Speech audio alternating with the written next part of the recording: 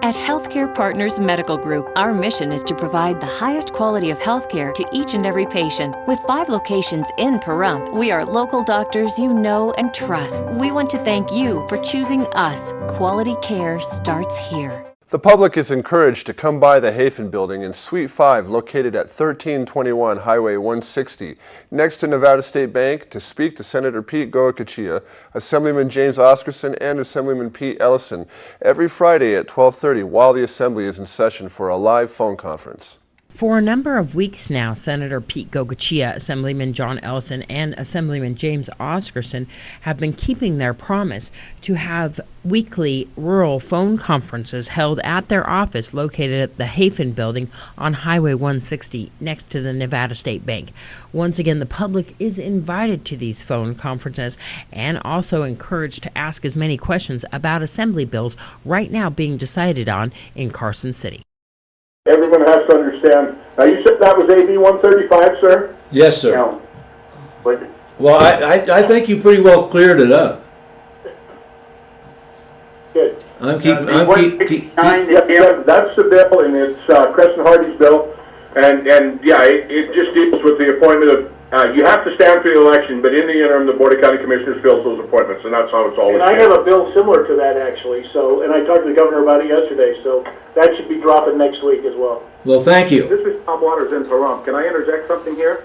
Yes, sir, and I did get your comments, Dr. Waters, on that. Okay, because I do feel strongly when we have an elected town board that they should be allowed to go ahead and appoint someone in the interim instead of going to the county commissioners. During the phone conferences, many people called in all around the state of Nevada. The public and the media asked questions about the bills being decided on right now in the Assembly. This is Genesee Martin with the Mirror newspaper in Pahrump, Nevada. How are you guys? Hi, Good. Glad to hear it. I've got a quick question concerning the public lands bill that's going through right now. And I know you guys had already touched on it, but my concern is this. Have you gotten any feedback from counties that might be concerned about if it actually passes, how they're going to manage all this new land, all this new territory? Are there any concerns about that? Well, actually, you have to understand that's what the bill does.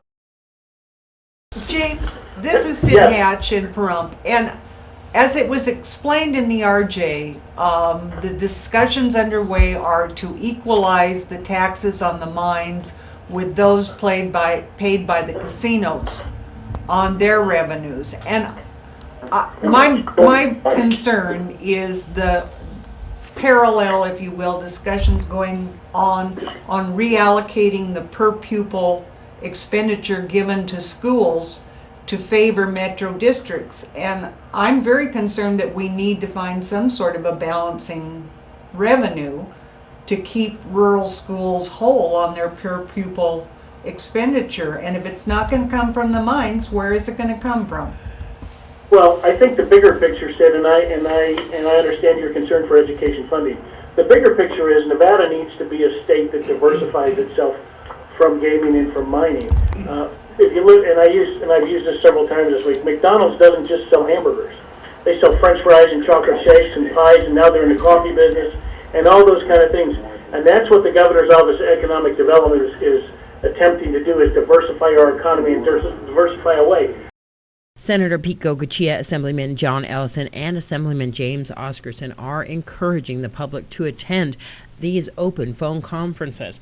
If you would like to do that, you can do so every Friday at noon at James Oscarson's office located right next to Nevada State Bank in the Hafen Building in Suite 5. This is Deanna O'Donnell for News 46. And some new Assembly bills have been making their way through the legislature. Deanna O'Donnell brings you your news across Nevada.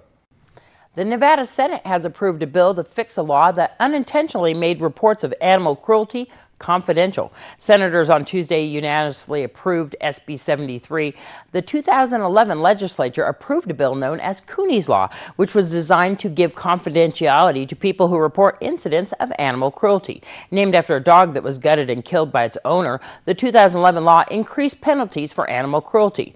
But an amendment intended to protect people who report animal abuse crimes from retribution was later interpreted to mean all aspects of reports and investigations are secret. The bill to correct the law now moves to the Assembly, where passage is likely.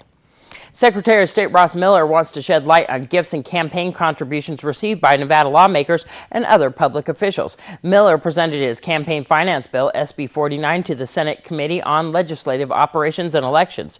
Among other things, the bill would require candidates to report any contributions of $1,000 or more within 72 hours. It would also require candidates to disclose how much cash their campaigns have on hand, something not currently required. Eateries with 10 or more locations in Nevada would have to post nutritional information about their menu items if state lawmakers approve a bill that was heard before the Assembly Health and Human Services Committee. The measure would help consumers make better decisions about what they're eating.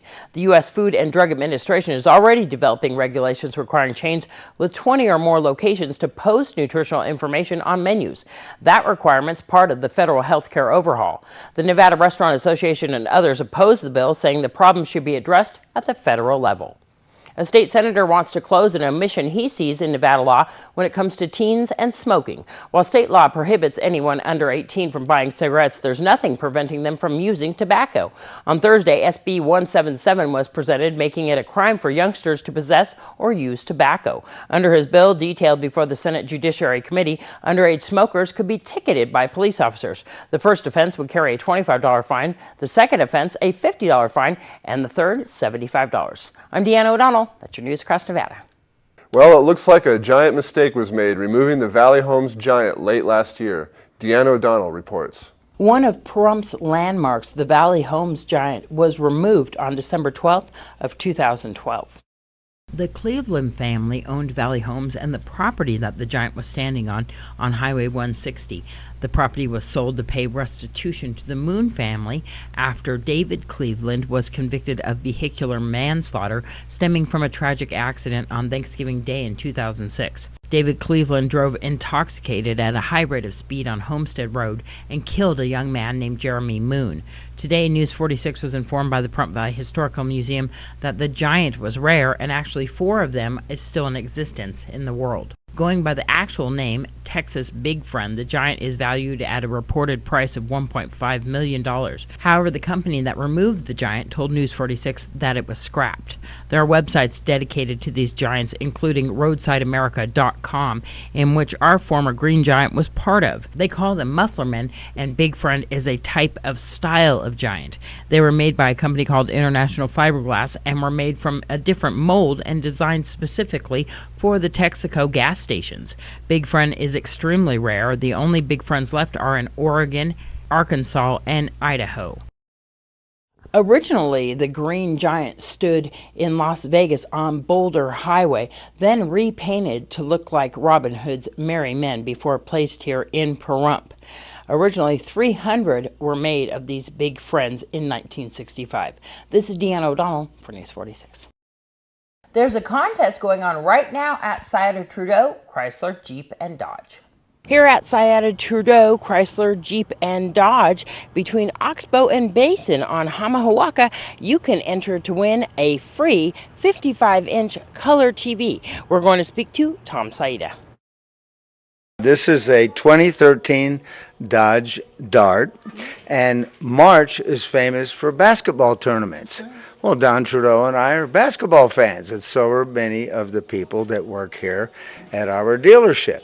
So we thought we would stuff this car full of basketballs. Yeah. Then we went and bought this beautiful color television, this big thing right here, and we decided to let people come into the dealership with no obligation, don't have to buy a car, don't have to spend a dime, and fill out this little form to guess how many balls are in the car. Wow. What's really neat is only one person in the dealership knows how many are in there, and I don't.